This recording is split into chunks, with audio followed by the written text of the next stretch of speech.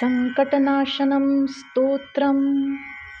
श्रीगणेशाय नमः। नारद उवाच प्रणम्य शिरसा देवं गौरीपुत्रं विनायकं भक्तावासं स्मरेन्नित्यम् आयुः कामार्थसिद्धये।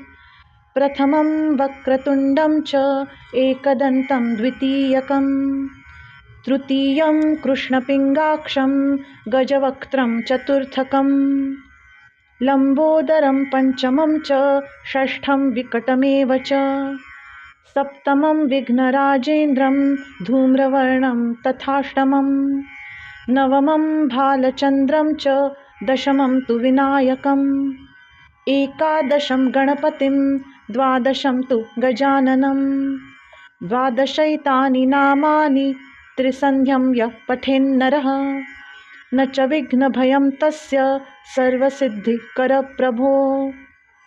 विद्यार्थी लभते विद्यां धनार्थी लभते धनं पुत्रार्थी लभते पुत्रान् मोक्षार्थी लभते गतिं।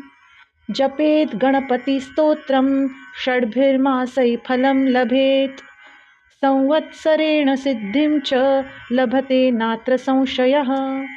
अष्टभ्यो ब्राह्मणेभ्यश्च लिखित्वा यः समर्पयेत् तस्य विद्या भवेत् सर्वा गणेशस्य प्रसादतः। इति श्रीनारदपुराणे संकटनाशनस्तोत्रं सम्पूर्णम्।